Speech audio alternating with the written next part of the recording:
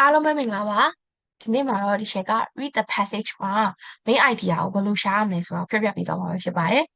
အဲ့တော့ main idea ဆိုတာကစာပိုက်တစ်ဖက်ထဲကဆိုလိုချင်တဲ့အရာတစ်ခုတည်းပဲမဟုတ်ဘဲပေးထားတဲ့စာပိုက်တွေအကုန်လုံးဘာကိုဆိုလိုချင်တာလဲ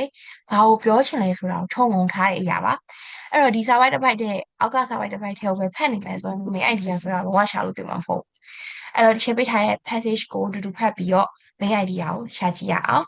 စာဖတ်ဖို့အတွက်ဗီဒီယိုလေးကိုခဏရထားလို့ရပါတယ်။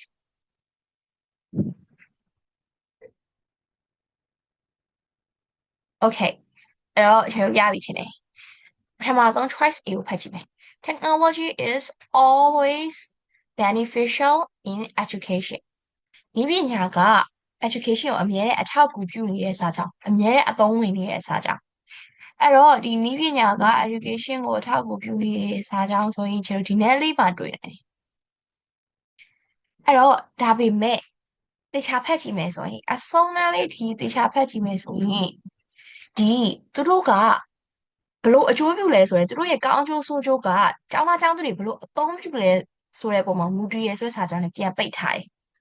အဲ့တော့ပြီးတော့နောက်တစ်ခုမှတ်ထားပါ always ဒီလိုမျိုး choice မှာ always ပါနေရဆိုရင်အများစုကမှားတတ်တယ်အမြဲတမ်းကောင်းတယ်အမြဲတမ်းဆိုးနေတယ်အဲ့လိုတစ်ဖက်ဆောင်းနေကြီးပဲအမြဲတမ်းပြောထားရဆိုရင်အဲ့ဒါကအများစုကမှားတတ်တယ်အဲ့တော့တစ်ဖက်တည်းကိုပဲအရင်ဆောင်းနေပြီကွာအဲ့တော့ပြီးတော့ပြန်မေးကြည့် A ရဲ့စာကြောင်းကဒီအပေါ်ကစာပိုင်ရောအောက်ကစာပိုင်ရောခြုံငုံမှုရှိရဲ့လားဟုတ်ပြီ A စာပိုက်ကစာကြောင်းအနေငယ်နဲ့ရောခြုံငုံမှုရှိပြီမဲ့နှစ်ပိုင်လုံးနဲ့ခြုံငုံမှုရှိရလားနှစ်ပိုင်လုံးကပြောရှင်တဲ့စာပိုင်မပါဘူးเนาะအဲ့ဒါကြောင့်မလို့ A ကမှားပါတယ်ရှင်အဲ့တော့ကျွန်တော် choice A ကိုထည့်ထုတ်လိုက်လို့ရပြီ A ကမှားတယ်နောက်တစ်ခု B ကိုဖတ်ကြည့်မယ် schools should remove technology from classrooms ကျောင်းတွေက technology ကိုစာသင်ခန်းတွေကနေဖယ်ရှားပြရမယ်ဆိုတဲ့စာကြောင်းအဲ့ဘယ်နည်းလေးမှာပြောထားအောင်ဒါနဲ့ချိတ်ဆက်မှုရှိတဲ့စာကြောင်းကနည်းနည်းလေးချိတ်ဆက်မှုရှိတဲ့စာကြောင်းအဲ့တော့ဒီနည်းလေးမှာတော့ပြောထားတယ်ကျောင်းသားကျောင်းသူတွေကဒီ technology ပေါ်ပဲအများနဲ့အားကိုးမယ်ဆိုရင်သူတို့အနောက်ရှက်ဖြစ်နိုင်တယ်ပြီးတော့အရင်အားကိုးမယ်ဆိုရင်သူတို့ရဲ့ critical thinking ကိုရောကြစေနိုင်ပါတယ်ဆိုတဲ့စာကြောင်းဒါပေမဲ့ပြောထားလားစာသင်ခန်းထဲကနေဖယ်ရှားပြရပါမယ်ဆိုပြီးတော့ပြောထားလားမပြောထားအောင်နော် critical thinking အားနည်းနိုင်နေတယ်ဆိုတဲ့စာကြောင်းကိုပဲပါတယ်အဲ့အခြားဖတ်ကြည့်မယ်ပြန်မေးကြည့်ဒီကအပေါ်အစာပါရောအောက်ကစာပါရောနဲ့ခြုံငုံမှုရှိရလားအပေါ်အစာအကြောင်းမှာရောပါလားဘန်းပြရမယ်လုံးဝကိုဖယ်ရှားပြရမယ်ဆိုပြီးပါလားကျောင်းနေရတယ်အဲ့တော့မပါဘူးเนาะအဲ့တော့ B ကမှားပါတယ်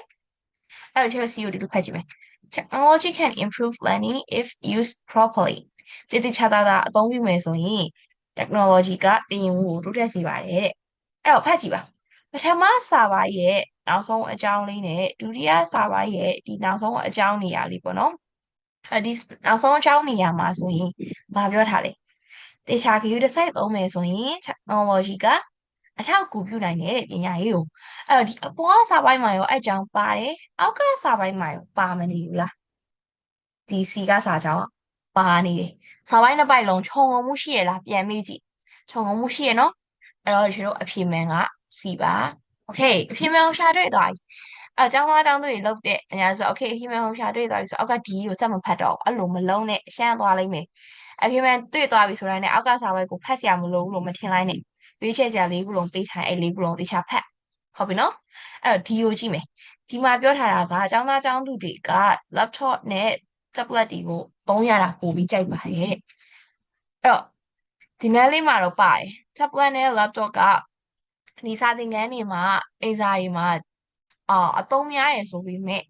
သုံးရတာပိုကြိုက်တယ်ဆိုသူပါလို့လားโอเคအဲ့ဒီနေရာမှာចောင်းသားအများစုလုပ်တဲ့အမှားကိုပြောမယ်သူတို့ကလေစာပိုင်းလေးကိုတမန်ကရှန်ကလေးပဲဖတ်လိုက်တာlaptop နဲ့ laptop နဲ့ tablet တွေ့သွားပြီ okay ဒီမှာလဲlaptop နဲ့ tablet ပါနေဒီနေ့လေးက laptop နဲ့ဒီနေ့လေးကဟာနဲ့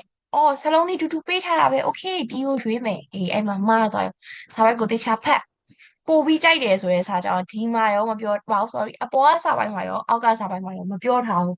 အဲ့တော့ဒီမှာပေးထားတဲ့စာကြောင်းကလုံးဝကိုစာပိုက်ထဲမှာပြောတာမပြောထားတဲ့အကြောင်းအရာအဲ့တော့အဖြေမှန် C ပါဒီကလည်းမှားတယ်ဟုတ်ပြီနော်အဲ့တော့ အဖြေမှန်ကိုဒီလိုမျိုးလေးတစ်ဆင့်ချင်းစီသေချာဖတ်ပြီးရွေးထုတ်ရပါတယ်အခုဒီ channel ဒီလိုလေ့ကျင့်ပြီးရင်တော့ main idea ရှာနေလေးကိုအနည်းငယ်သဘောပေါက်သွားမယ်လို့ရှင်းမျှော်လင့်ပါတယ်